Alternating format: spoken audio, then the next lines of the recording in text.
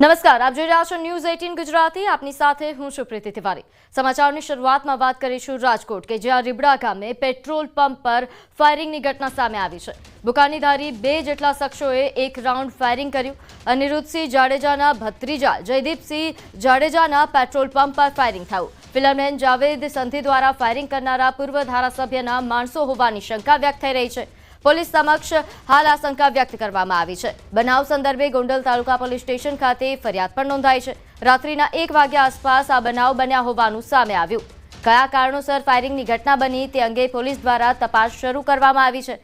Firing કરનારા અજાણ્યા શખ્સોની શોધખોળ હાથ ધરવામાં આવી। તો ગોંડલ તાલુકા પોલીસ સ્ટેશન માં હાલ આ ફરિયાદ નોંધાઈ છે। રીબડા ગામે પેટ્રોલ પંપ પર ફાયરિંગ કે જેના સીસીટીવી ફૂટેજ પણ સામે આવ્યા। નોંધે છે કે 2 બુકાનીધારી શખ્સો આવ્યા અને જેમણે એક રાઉન્ડ ફાયરિંગ કર્યું। અનિરુદ્ધસિંહ ના ભત્રીજાના પેટ્રોલ પંપ પર ફાયરિંગની આ ઘટના બની હતી। જયદીપસિંહ જાડેજા કે જેમના પેટ્રોલ પંપ પર ફાયરિંગની આ ઘટના બની, જે મામલે હવે પોલીસ સ્ટેશનમાં ફરિયાદ નોંધાઈ છે। પોલીસે સમગ્ર મામલે અજાણ્યા શખ્સોની શોધખોળ પણ હાથ ધરી છે। તો આ સીસીટીવી ફૂટેજ આ સમગ્ર ફાયરિંગની ઘટનાના સામે આવ્યા છે, જેમાં બાઇક પર 2 બુકાનીધારી શખ્સો આવે છે અને એક રાઉન્ડ ફાયરિંગ કરીને ફરાર થઈ જાય છે। તો ગોંડલમાં ફરી એકવાર આ પ્રકારની ઘટના રીબડા ગામે પેટ્રોલ પંપ પર ફાયરિંગની ઘટના સામે આવી છે। એક રાઉન્ડ ફાયરિંગ થયું હતું। જયદીપસિંહ જાડેજાના પેટ્રોલ પંપ પર ફાયરિંગની આ ઘટના બની। અનિરુદ્ધસિંહ જાડેજાના ભત્રીજા છે જયદીપસિંહ જાડેજા કે જેમના પેટ્રોલ પંપ પર ગત રાત્રે ફાયરિંગની આ ઘટના બનતા જ ચકચાર મચી જવા પામી છે। કયા કારણોસર ફાયરિંગની આ ઘટના બની તે અંગે હવે પોલીસ દ્વારા સઘન તપાસ શરૂ કરવામાં આવી છે।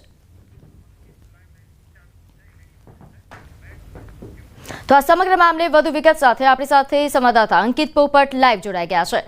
અંકિત, રીબડામાં ફરી એકવાર આ પ્રકારની ઘટના ફાયરિંગની જે ઘટના સામે આવી છે તેને લઈને વધુ વિગત શું પ્રાપ્ત થઈ રહી છે?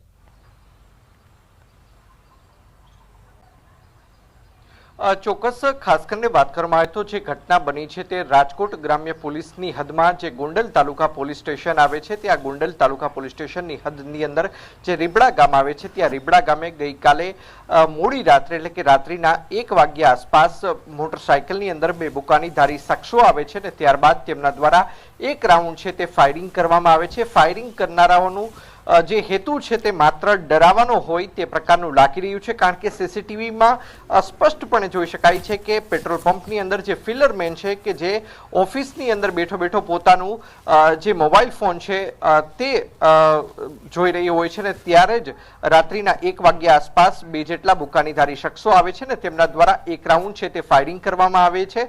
ગોંડલ તાલુકા પોલીસને સમગ્ર મામલાની જાણ થતાં ગોંડલ તાલુકા પોલીસનો કાફલો તેમજ રાજકોટ ગ્રામ્યનું લોકલ ક્રાઇમ બ્રાન્ચની ટીમ, સ્પેશિયલ ઓપરેશન ગ્રુપની ટીમ, સાથોસાથ વાત કરવામાં આવે તો ડીવાયએસપી ગોંડલ સહિતના ઉચ્ચ અધિકારીઓ છે તે ઘટના સ્થળે દોડી ગયા હતા। પોલીસને ઘટના સ્થળેથી એક ફૂટેલી કારતૂસ છે તે પણ ખાસ કરીને કબજે કરવામાં આવી છે। સાથોસાથ વાત કરવામાં આવે તો સમગ્ર મામલાના સીસીટીવી ફૂટેજ પણ સામે આવે છે ને જે પેટ્રોલ પંપ ખાતે જે ફિલરમેન જે જાવેદ સંધી હતો તેમના દ્વારા ગોંડલ તાલુકા પોલીસને હાલ અત્યારે ફરિયાદ દાખલ કરવા બાબતે અરજી પણ આપવામાં આવી છે ને અરજીની અંદર પૂર્વ ધારાસભ્ય જયરાજસિંહ જાડેજાના માણસો હોવાનું શંકા છે તે વ્યક્ત કરવામાં આવી છે। જો કે હજુ સુધી આ મામલે કોઈ સત્તાવાર રીતે ફરિયાદ નથી નોંધાઈ, પરંતુ જે અરજી સામે આવી છે ને અરજી ખાસ કરીને ઇનવર્ડ પણ ગોંડલ તાલુકા પોલીસ સ્ટેશન ખાતે કરવામાં આવી છે। ત્યારે હવે કઈ કલમ હેઠળ ગુનો નોંધવામાં આવે છે તે જોવું અતિ મહત્વનું બની રહેશે। બિલકુલ અંકિત, પરંતુ રીબડા ગામે છેલ્લા ઘણા સમયથી જે ગુનાહિત પ્રવૃત્તિઓ વધી રહી છે ચિંતાનો વિષય છે। અહીં પોલીસ કાયદા અને વ્યવસ્થાને લઈને સવાલ ઉઠી રહ્યા છે। આ ઘટનાના કેવા પડઘા પડ્યા છે, કેવા પ્રકારનો માહોલ સર્જાયો છે, પોલીસ દ્વારા હવે કેવી કાર્યવાહી થશે?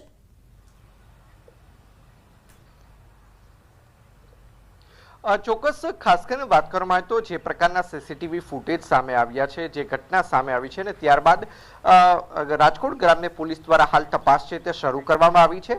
ગોંડલ તાલુકા પોલીસ તેમજ રાજકોટ લોકલ ક્રાઇમ બ્રાન્ચને હાલ એક લીડ મળી છે ને જે લીડના આધારે આજે બંને જે આરોપીઓ છે કે જેમના દ્વારા ફાયરિંગ કરવામાં આવ્યું છે તેઓ રાજકોટ તે મતલબ રીબડાથી રાજકોટ તરફ આવ્યા હોવાની માહિતી છે હાલ મળી છે, ને તેમના સીસીટીવી છે તે હાલ સાપર વેરાવળ તરફ આ જે આરોપીઓ છે તે નાસી ગયા હોવાનું હાલ તે જાણવા મળી રહ્યું છે। સાથોસાથ મોટરસાયકલની જે નંબર પ્લેટ છે તે નંબર પ્લેટના આધારે પણ કોના માલિકીનું આ વાહન હતું તે બાબતે પણ હાલ તે દિશાની અંદર તપાસ કરવામાં આવી રહી છે। પરંતુ સૌથી મોટો સવાલ અહીંયા એવો થાય છે કે આખરે ગોંડલ પંથકની અંદર બિલકુલ અંકિત, આપ જોડાયેલા રહેજો અમારી સાથે, આપની પાસેથી સતત અપડેટ લેતા રહીશું। તો વધુ એક સમાચાર રાજકોટથી, જ્યાં પહેલા યોગ કર્યા અને પછી આવ્યો જીવલેણ હાર્ટ એટેક। રાજકોટમાં હાર્ટ એટેકની મોતનો વધુ એક બનાવ સામે આવ્યો છે, જે સીસીટીવીમાં કેદ થયો। 52 વર્ષીય એક આધેડને ખુરશી પર બેઠા બેઠા જ એટેક આવ્યો અને તેઓ ખુરશી પરથી ઢળી પડ્યા। મૂળ છત્તીસગઢના વતનીએ પહેલા યોગા કર્યા, બાદમાં ખુરશીમાં બેઠા અને પછી ખુરશી પરથી જ ઢળી પડ્યા હતા। રાજેન્દ્રસિંહજી ગુરુજી નામના 52 વર્ષીય આધેડને આવેલ હાર્ટ એટેક એ જીવલેણ નીવડ્યો। જે મામલે વધુ વિગત સાથે આપણી સાથે સંવાદદાતા અંકિત જોડાઈ ગયા છે। અંકિત, આ મામલે શું વધુ વિગત? ચોક્કસ, ખાસ કરીને વાત કરવામાં આવે તો છેલ્લા કેટલાય સમયથી હૃદય રોગના હુમલાના કારણે લોકોના મૃત્યુ નિપજતા હોય તે પ્રકારના બનાવમાં સતત વધારો જોવા મળી રહ્યો છે। ચાલુ સપ્તાહની જો વાત કરવામાં આવે તો 13 વર્ષીય બાળક તેમજ 20 વર્ષીય યુવાનનું હૃદય રોગના હુમલાના કારણે મૃત્યુ થયું હોવાના બનાવ છે તે સામે આવે છે। ત્યારે વધુ એક બનાવ છે તે સામે આવ્યો છે, જે સમગ્ર ઘટના ઘટિત થઈ છે તે 23 જુલાઈ 2025ના રોજ 8 વાગ્યાને સવારે 9 મિનિટે આ બની હોવાનું છે તે સામે આવ્યું છે। સમગ્ર સીસીટીવી જે ફૂટેજ છે તેની અંદર પણ આ બનાવ છે તે કેદ થયો છે। અને ખાસ કરીને વાત કરવામાં તો મૂળ છત્તીસગઢના વ્યક્તિ જે વતની છે રાજેન્દ્રસિંહ ગુરુજી, કે જેમની ઉંમર 52 વર્ષ છે, તેઓ નિયમિત યોગા કરતા હતા અને ત્યારબાદ તે યોગા કર્યા બાદ તેઓ પોતાની ખુરશીમાં બેઠા હતા અને ત્યાં જ અચાનક બેભાન હાલતમાં તેઓ ઢળી પડ્યા હતા અને ત્યારબાદ તેમને સારવાર અર્થે હોસ્પિટલે ખસેડવામાં આવ્યા હતા। જોકે તેમને સારવાર મળે તે પૂર્વે જ ફરજ પરના તબીબે તેમને ચકાસીને મરણ ગયેલ જાહેર કર્યા હતા। જી આભાર માહિતી આપવા બદલ। તો બગસરા ભાજપ પ્રમુખ સામે યુવતીએ ગંભીર આક્ષેપ કર્યા। ગીર સોમનાથના તાલાલા પોલીસ મથકે યુવતીએ અરજી કરી। બગસરા ભાજપ પ્રમુખ પ્રદીપ ભાખર સામે યુવતીએ દુષ્કર્મની અરજી કરી। યુવતીનો આક્ષેપ છે કે તે મોડલિંગનો વ્યવસાય કરે છે અને બોરવાવા ગામે કોલ્ડ્રિંક્સ પીવડાવ્યા બાદ બેહોશ થયા બાદ તેની સાથે દુષ્કર્મ કરાયું હતું। યુવતીએ એવો પણ આક્ષેપ કર્યો કે જો કોઈને કહીશ તો ફોટા વિડીયો વાયરલ કરવાની પણ ધમકી અપાઈ હતી। યુવતીનો આક્ષેપ છે કે તેને કેટલાક લોકોએ એનડીપીએસ એક્ટમાં ફસાવી હતી, જેથી તે 2 મહિના જેલ પણ ભોગવી ચૂકી છે। બગસરાના ભાજપના પ્રમુખ છે પ્રદીપ ભાખર, જેણે બોરવાવ ગામમાં અમે રિસોર્ટની એડવર્ટાઇઝ માટે આવેલા હતા ત્યારે એણે મને થમ્સઅપમાં ખબર ને શું નાખીને પીવડાવી દીધું, મને બેભાન કરીને મારી ઉપર એણે દુષ્કર્મ કર્યું, મારા ફોટોઝ વિડીયો એણે બનાવી લીધા, મને એને બ્લેકમેલ કરીને એ ટાઈમે મને ચૂપ કરાવી દીધી। એ બાબતે હું અહીંયા પોલીસ સ્ટેશનમાં મારી એફઆઈઆર આપવા આવી હતી। અરજી અમે ટપાલ દ્વારા મોકલેલી હતી, અહીંથી અમને કોઈ રિસ્પોન્સ ના મળ્યો। મારે સુરતથી છેક અહીંયા આવવું પડ્યું સ્પેશિયલી આ માટે। તો ગુજરાતના 6 જિલ્લામાં આજે ભારે વરસાદની આગાહી। વરસાદ અંગે હવામાન વિભાગ દ્વારા આગાહી કરવામાં આવી છે। છોટાઉદેપુર, નર્મદા, ડાંગ, તાપી, નવસારી તેમજ વલસાડ ઉપરાંત દમણ અને દાદરા નગર હવેલીમાં આજે ભારે વરસાદ થઈ શકે। તો કેટલાક ભાગોમાં 40 કિલોમીટરની ઝડપે પવન સાથે થંડરસ્ટોર્મ એક્ટિવિટી પણ થઈ શકે છે। 3 દિવસ બાદ ગુજરાતમાં ફરી ધોધમાર રાઉન્ડ શરૂ થયો છે। 27-28 જુલાઈએ ભારેથી અતિ ભારે વરસાદની આગાહી વ્યક્ત થઈ રહી છે। 2 વરસાદી સિસ્ટમ ગુજરાતને ઘમરોળી દેશે। માછીમારોને હાલ દરિયો ન ખેડવાની તાકીદ। 27 और 28 जुलाई हैवी टू वेरी हैवी का भी पूर्वानुमान है गुजरात रीजन के लिए, और सौराष्ट्र कच्छ के लिए हैवी रेनफॉल आइसोलेटेड प्लेसेस के लिए दिया गया है अगले 7 दिन के लिए, 23 से लेकर 29 जुलाई तक। एक अपर एयर साइक्लोनिक सर्कुलेशन दक्षिण पश्चिम राजस्थान के ऊपर 3.1 किलोमीटर अबव मीन सी लेवल के ऊपर परसिस्ट कर रहा है, और एक ट्रफ लाइन उत्तर पूर्व अरेबियन सी से लेकर पश्चिम मध्य एडजॉइनिंग उत्तर पश्चिम बे ऑफ बंगाल के ऊपर एक upper air cyclonic circulation persist कर रहे हैं, वहाँ तक विस्तृत है। તો આ તરફ જમ્મુ કાશ્મીરના રાજૌરીના નૌશેરા તાવી નદીમાં અટવાયેલા એક બાળકનું રેસ્ક્યુ કરાયું. પ્રચંડ પાણીના પ્રવાહ વચ્ચે ભારતીય સેનાના જવાનોએ દિલ ધડક રેસ્ક્યુ કર્યું, જેનો વિડીયો સામે આવ્યો છે. નદીના પ્રવાહ એટલો બધો હતો કે કોઈ સ્પષ્ટ સ્થાન નહોતું જોવાતું અને તેથી જ બીજા છેડે જવા માટે ટેકનિકનો ઉપયોગ કરીને દોરી પહોંચતી કરાઈ હતી અને બાળકને સુરક્ષિત રીતે બહાર કઢાયો. તો સેનાના જવાનોનું દિલ ધડક ઓપરેશન, રેસ્ક્યુ ઓપરેશન જે કેમેરામાં કેદ થયું, નૌશેરા તાવી નદીમાં દિલ ધડક ઓપરેશન, રેસ્ક્યુ ઓપરેશન હાથ ધરાયું હતું. બાળક જે નદીના બીજા કાંઠે ફસાયું તેની બચાવ કામગીરી કરવામાં આવી. સેનાના જવાનો દેવદૂત બનીને આવ્યા બાળકો માટે અને આ દિલ ધડક ઓપરેશનના વિડીયો પણ સામે આવ્યા છે. નોંધનીય છે કે નૌશેરા તાવી નદીમાં આ ઘટના બની હતી કે જ્યાં નદીમાં એક બાળક ભારે પ્રવાહમાં ફસાયો હતો અને સેનાના જવાનોએ તાત્કાલિક તેની રેસ્ક્યુ ઓપરેશન શરૂ કર્યું અને દોરડું નાખીને તેમને બચાવની જે કામગીરી કરવામાં આવી. દિલ ધડક રેસ્ક્યુ ઓપરેશન એ કેમેરામાં કેદ થયું છે.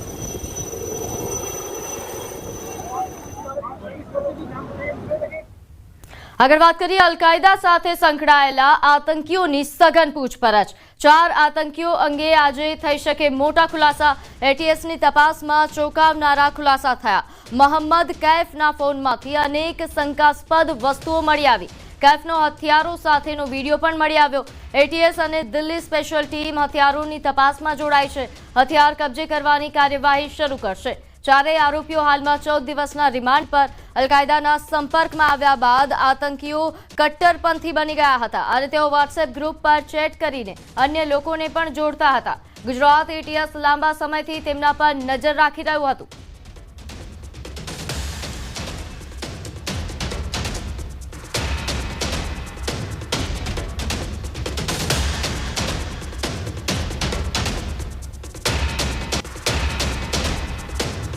તો મોડાસાથી પકડાયેલા આતંકીને લઈને ખુલાસો. આતંકી સૈફુલ્લાહના ભાઈનું નિવેદન સામે આવ્યું છે કે રાત્રે ઘરે આવ્યા પછી 2 કલાક ફોન વાપરતો, ફોનમાં શું કરતો હતો તેની કોઈ જાણ નથી.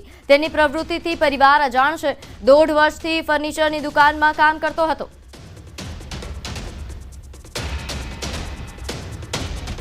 અમને તો કંઈ જાણ નથી એ શું કરતો હતો.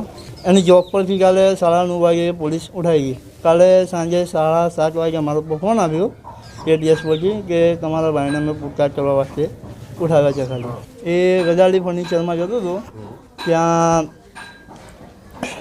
પેલું બધું બતાવવાનું, બસ ખાલી ફર્નિચર જેવા ને એ 1.5 વર્ષથી. આગળ વાત કરીએ સોશિયલ મીડિયા પર ફેમસ થવા અવનવા કિમિયાઓ. મુંબઈમાં યુવતીનો વિડીયો વાયરલ થઈ રહ્યો છે કે જેમાં ચાલુ કારના બોનેટ પર ઊભા રહીને નાટકો કર્યા, રીલ બનાવવાના ચક્કરમાં જોખમી સ્ટન્ટ કર્યા. જાહેર રોડ પર કાંધ પર સ્ટન્ટ કરવું ભારે પડ્યું. પોલીસે કાર ચલાવી રહેલા યુવતીના પ્રેમીની અટકાયત કરી છે. યુવક પાસે લાયસન્સ પણ ન હોવાનું ખુલ્યું. આ વિડીયો નવી મુંબઈનો હોવાનું સામે આવ્યું છે. તો કાર ચાલક યુવતીની પણ અટકાયત. આ સ્ટન્ટ બાજોના નાટક જુઓ. નોંધે છે કે છેલ્લા ઘણા સમયથી સોશિયલ મીડિયામાં વાયરલ થવા માટે ઘણા યુવાનો આવા પ્રકારની પ્રવૃત્તિઓ કરે છે અને પછી પોલીસ પાઠ ભણાવતી હોય છે. અને આવું જ મુંબઈમાં બન્યું. નવી મુંબઈ ખાતે આ વિડીયો એક વાયરલ થયો જ્યાં આ યુવતીએ ફેમસ થવા માટે આ જોખમી સ્ટન્ટ કર્યા કારના બોનેટ પર ચડીને. તો આ તરફ મુંબઈથી વધુ એક સમાચાર. મુંબઈ નજીક કલ્યાણની એક ખાનગી હોસ્પિટલમાં લડાઈનો વિડીયો સામે આવ્યો છે. પહેલા દર્દીના પરિવાર સાથે ખાનગી હોસ્પિટલના સ્ટાફનો ઝઘડો થયો અને જેમાં દર્દીના સગાએ રકઝક કરી, જેમાં આરોપીએ મહિલાને લાત મારી. મામલો વધુ ઉગ્ર બનતા મહિલાએ આરોપીના પરિવારની મહિલાને લાફો માર્યો. આ બાદ મામલો વધુ ઉગ્ર બનતા આરોપીએ હોસ્પિટલ સ્ટાફની મહિલાને પણ લાત મારી, સાથે વાળ પકડીને મારઝૂડ કરી હતી. ફરિયાદ બાદ આરોપીની ધરપકડ કરાઈ.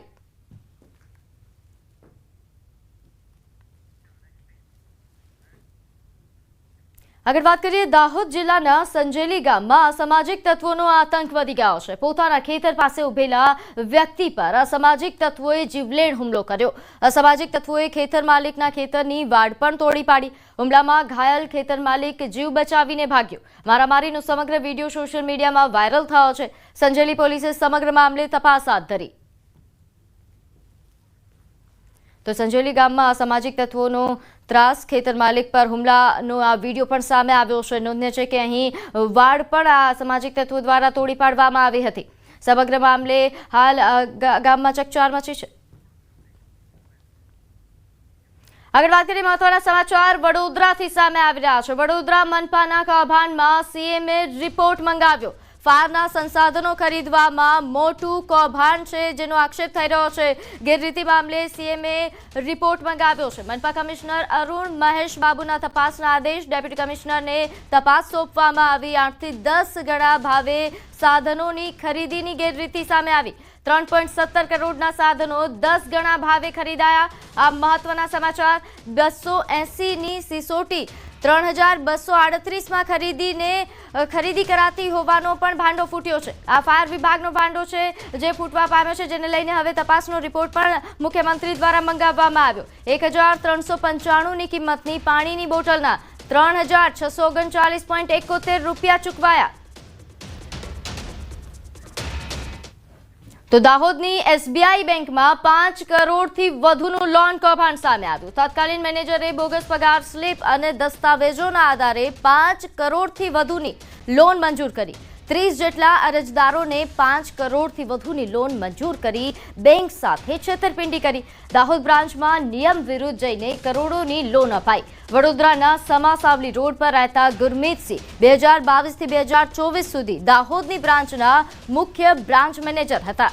પોલીસે મોડી રાત્રે પૂર્વ બેંક મેનેજરને ઝડપી પાડ્યો. કરજણ ડેપો અને પ્રાથમિક શાળામાં કર્મચારી હોવાની ખોટી સેલેરી સ્લીપ બતાવી લોન લીધી હતી. તેમજ રેલવેમાં ઓછા પગાર કરનારની 2.5 ગણા વધુ પગારની નકલી સ્લીપથી લોન મંજૂર કરાઈ. મનીષ ગૌલે અને ગુરમીતસિંહ બેદી તેઓના દ્વારા અન્ય લોકો સાથે મેળાપૂર્ણ કરીને જે લોકો લોન માટે એપ્લાય કરતા હોય છે અને લોન એમને મળવાપાત્ર હોય છે, એ રકમ કરતાં વધુ રકમની લોન અથવા જૂની લોન છે ભરપાઈ કરવાની બાકી હોય અથવા જે તેઓની સેલેરી સ્લીપ છે એમાં જે આવક આપી હોય એ આવકમાં છેડછાડ કરીને વધારે રકમ દર્શાવી હોય, આ પ્રકારના અલગ અલગ કેસોમાં લોન વધારે મંજૂર કરીને પોતાની સત્તા છે એનો દુરુપયોગ કરીને ખોટા ડોક્યુમેન્ટ બનાવીને અને ખોટા ડોક્યુમેન્ટને ખરાબ ઉપયોગ કરીને અલગ અલગ કેસમાં લોન આપવા લગતના બનાવો બન્યા હતા. અને ઓડિટ દરમિયાન આ વસ્તુ ધ્યાનમાં આવતા એસબીઆઈના હાલના મેનેજરશ્રી દ્વારા બંને કેસમાં ફરિયાદ આપવામાં આવી છે અને ફરિયાદ અન્વયે અત્યાર સુધીમાં ટોટલ 7 લોકો રાઉન્ડ અપ કરી અરેસ્ટની કાર્યવાહી કરવામાં આવેલી છે. તો આ તરફ સુરતથી રૂપિયા 2000 કરોડના સાયબર ફ્રોડનો મામલો સામે આવ્યો. અહીં ઈડી અને આઈટી વિભાગના ઉધનામાં ધામા. ઉધના પોલીસ પાસેથી માહિતી મેળવી 4 કલાકથી પણ વધુ સમય સુધી તપાસ ચાલી. ઉધના પોલીસ અને ઈડી સહિત આઈટી વિભાગની સંયુક્ત તપાસ. આ કેસમાં અત્યાર સુધી 5 આરોપીઓની ધરપકડ કરાઈ છે. 269થી પણ વધુ બેંક એકાઉન્ટ આરોપીઓ પાસેથી મળી આવ્યા હતા. ઈડી અને આઈટી વિભાગ હવાલા રેકેટ સંબંધિત દિશામાં તપાસ કરશે. તો સુરતના ભાઠેનામાં ઓનલાઈન કુરિયર કંપનીના ગોડાઉનમાં આગચંપી કરવાનો મામલો સામે આવ્યો. ઉધના પોલીસે ગુનાનો ભેદ ઉકેલી 2 આરોપીઓની ધરપકડ કરી. વિશાલ સુનિલ ચૌધરી અને રવિ ગુલાબ સરોજને ઝડપી પાડ્યા. અન્ય 7 લોકોને વોન્ટેડ જાહેર કર્યા. તો કુરિયરના ધંધાર્થે થયેલા માથાકૂટમાં આગચંપી કરી હોવાની પણ કબૂલાત કરવામાં આવી છે. અહીં આરોપીઓની આરબી એન્ટરપ્રાઇઝના માલિક જોડે માથાકૂટ થઈ હતી અને જે બાદ આરોપીઓએ એકસમ થઈને કુરિયર કંપનીના ગોડાઉનમાં આગ લગાડી હતી. આગમાં 3173 અલગ અલગ પાર્સલ, 2 લેપટોપ સહિત પ્રિન્ટર બળીને ખાખ થઈ ગયા, જ્યાં 15 લાખથી વધુનું નુકસાન કુરિયર કંપનીના માલિકને પહોંચાડ્યું હતું. પોલીસે સીસીટીવી ફૂટેજ તેમજ હ્યુમન સોર્સના આધારે ગુનો ઉકેલ્યો અને વધુ તપાસ ઉધના પોલીસે હાથ ધરી છે. તો અમદાવાદ એટીએસ દ્વારા સુરતના ઉધના રેલવે સ્ટેશનથી 1.59 લાખની નકલી ચલણી નોટો સાથે ઇસમને ઝડપી પાડ્યો છે. એક જ નંબર અને એક જ સિરીઝની અનેક 500ની નોટો જપ્ત કરાઈ. મંકણા ગામનો સત્યનારાયણ દેવીલાલ તૈલી નકલી નોટ લઈને આવી રહ્યો હોવાની બાતમી એટીએસને મળી હતી, જેથી એટીએસની ટીમે સવારે 10:30 કલાકે ઉધના સ્ટેશન બહાર વોચ ગોઠવી. બપોરે 12:10 સત્યનારાયણ થેલા સાથે આ પકડાયો હતો. તપાસમાં નકલી નોટો મળી આવી અને ઉધના રેલવે સ્ટેશન જેવી ભીડભાડી જગ્યા પર તપાસ અશક્ય હોવાથી ઈસમને ડીસીબી કચેરી લઈ જવાયો. નોટોની તપાસમાં કાગળની ગુણવત્તા, વોટરમાર્ક અને સિક્કા સિક્યોરિટી થ્રેડમાં ખામીઓ મળી આવી. નોટો ફોરેન્સિક પરીક્ષણ માટે ગાંધીનગર મોકલાશે. જો કે સત્યનારાયણે કબૂલાત કરી કે નકલી નોટો એ પશ્ચિમ બંગાળના તાહિર ઉર્ફે કાલી પાસેથી ખરીદી 59,000 રૂપિયા આપીને 1.59 લાખ રૂપિયા મેળવ્યા. નકલી ચલણનો જથ્થો દૂષણ ફેલાવવાનો ઇરાદો છે. હાલ આરોપીના કોર્ટે માત્ર 1 દિવસના રિમાન્ડ મંજૂર કર્યા. આરોપી તાહિર ઉર્ફે કાલી પેરોલ પરથી ભાગી ચૂક્યો છે. સરકારી વકીલે કહ્યું કે નકલી નોટો એ ટેરર ફંડિંગમાં વપરાય છે કે નહીં તેની તપાસ જરૂરી છે. મેન મુદ્દા જે નાણાં હતા, જે 59,000 ઓરિજિનલ જે નોટો હતી ભારતની ચલણી, એ એને આપી અને ડુપ્લિકેટ નોટો મેળવેલી. તો આ જે ઓરિજિનલ ચલણી નોટો છે એનો કોઈ ઉપયોગ કોઈ ટેરરિસ્ટ પ્રવૃત્તિમાં કે કોઈ બીજી કોઈ ગેરકાયદેસર પ્રવૃત્તિમાં થાય છે કે કેમ, એ એનો મહત્વનો મુદ્દો હતો, જેને ધ્યાને લઈ નામદાર કોર્ટ દ્વારા હાલ તો 1 દિવસ પૂરતા રિમાન્ડની માંગણી મંજૂર કરવામાં આવેલ છે. કચ્છના ભુજમાં ધોરણ 12માં અભ્યાસ કરતા યુવકને બ્લેકમેલ કરી 32 લાખના રોકડ અને દાગીના પડાવનાર 2 શખ્સને પોલીસે ઝડપી પાડ્યા. ભુજથી ગુમ થયેલ યુવકો અમદાવાદના એરપોર્ટ પર પોલીસના હાથે ઝડપાયા હતા, જેની તપાસમાં ચોંકાવનારો ખુલાસો થયો. મોજ શોખ માટે નહીં પરંતુ યુવકનો દારૂ અને સિગરેટ પીવાનો વિડીયો ઉતારી સોસાયટીમાં જ રહેતા 2 મિત્રોએ તેને બ્લેકમેલ કરી રૂપિયા 32.30 લાખની રોકડ અને દાગીના પડાવી લીધા હતા. ફરિયાદી પોતાના કામસર દિલ્હી ગયા હતા અને ત્યારે તેમના 19 વર્ષીય દીકરા ઈશાનસિંહની એકલતાનો લાભ લઈને આરોપી રાહુલ સોલંકી ફરિયાદીના ઘરમાં પ્રવેશ કરી દીકરાને ધમકી આપી 2 મહિના પહેલા ઉતારેલો દારૂ અને સિગરેટ પીતો વિડીયો તેની માતાને બતાવી દેવાની ધમકી આપી અને 15 લાખની માંગણી કરી. બળજબરીથી તિજોરીનું તાળું ખોલાવી તેમાં રહેલા રોકડા 8 લાખ અને સોનાના દાગીના મળીને કુલ 32.30 લાખની ઘરમાંથી બળજબરીપૂર્વક ચોરી કરાવી હતી. બાદમાં સહ આરોપી રાહુલ ઉર્ફે રવિ સાથે મળીને ઈશાનસિંહ અને તેના મિત્રને ધાક ધમકી આપી બળજબરીથી ફરવા માટે ગોવા મોકલ્યા હતા. સમગ્ર મામલે માતાએ પુત્રના ગુમ થયાની ફરિયાદ નોંધાવી, જે બાદ સમગ્ર મામલો સામે આવ્યો. પોલીસે 2 આરોપીને ઝડપી પાડી વધુ કાર્યવાહી હાથ ધરી છે. એમના 2 મિત્રો રાહુલ મહેશ્વરી અને રાહુલ સોલંકી નામના 2 મિત્રો સાથે પહેલાથી સંબંધ હતો, એ લોકોને મિત્રતા હતી ને એમને આ બંને રાહુલે એવી ધમકી આપેલી કે તમારા સિગરેટ પીતા અને દારૂ પીતા ફોટા અમે તમારા મા બાપને આપી દઈશું.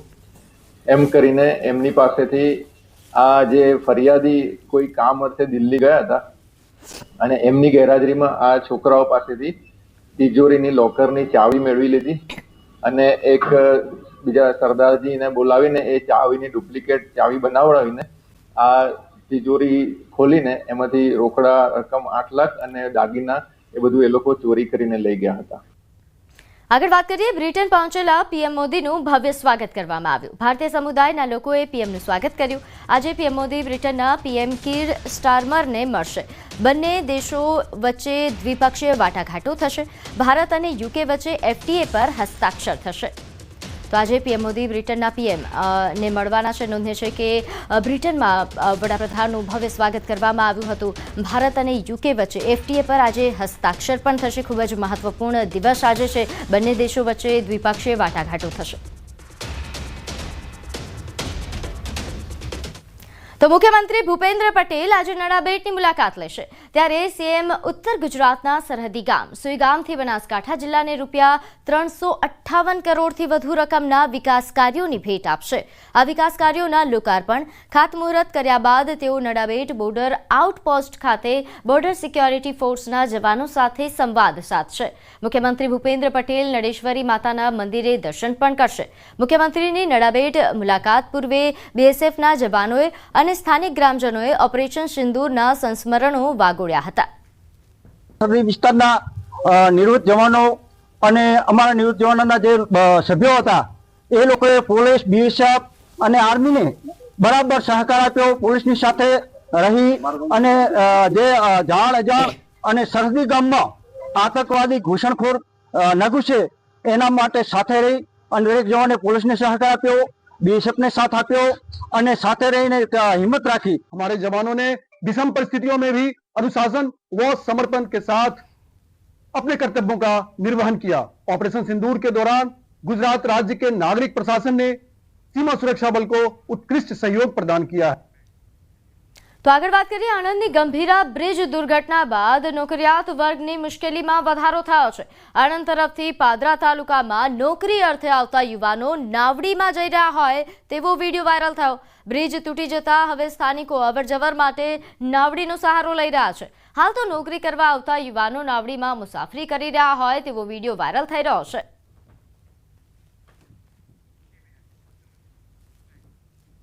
તો આ તરફ સુરત પોલીસની સરાહનીય કામગીરી સામે આવી। છેલ્લા 1.5 વર્ષના ગુમ 200 બાળકોને શોધી કાઢ્યા। બાળકોને હેમખેમ શોધી પરિવારજનોને સોંપ્યા। સુરતના પાંડેસરા ખાતે કાર્યક્રમ યોજાયો, જેમાં બાળકો અને પરિવારો સાથે પોલીસ કમિશનરે સંવાદ કર્યો। પોલીસ કમિશનર અનુપમસિંહ ગહેલોત દ્વારા બાળકોને ભેટ આપી પ્રેમ ભાવ વ્યક્ત કર્યો, તેમજ બાળકોના માતા પિતાને બાળકોનું પૂરતું ધ્યાન રાખવા માટે માર્ગદર્શન આપ્યું। આગળ વાત કરીએ અમદાવાદની। અમદાવાદ શહેરમાં 150થી ઉપર તળાવ છે, પરંતુ આ તળાવોની જાળવણીનો અભાવ જોવા મળી રહ્યો છે। આરટીઆઈની માહિતીમાં સામે આવ્યું છે કે તળાવના સંરક્ષણ માટે જાહેર કરાયેલી કમિટી આજ સુધી મળી નથી। એએમસી કમિશનર દ્વારા સર્ક્યુલર કરાયો છે, પરંતુ શહેરમાં રહેલા તળાવની જાળવણી અને બ્યુટિફિકેશન વધારવા માટે દર મહિનામાં એક વખત પ્રોજેક્ટ માટે ડેપ્યુટી કમિશનરની અધ્યક્ષતામાં બેઠક કરવાની રહેશે। પણ નવાઈની વાત તો એ છે કે આ કમિટીની કાગળ પર જાહેરાત થઈ છે। આજ દિન સુધી કમિટીની એક પણ વખત બેઠક ન થયા હોવાનો ખુલાસો થયો છે। વળી શહેરના તળાવને ઇન્ટરલિંક કરવાના આયોજન પાછળ 220 કરોડનો ખર્ચ કરાયો છે। તો એએમસી વોટર કમિટી ચેરમેન દાવો કરી રહ્યા છે કે શહેરમાં તળાવને ડેવલપ કરવામાં આવી રહ્યા છે, પરંતુ દ્રશ્ય તો કંઈક અલગ જ કહી રહ્યા છે।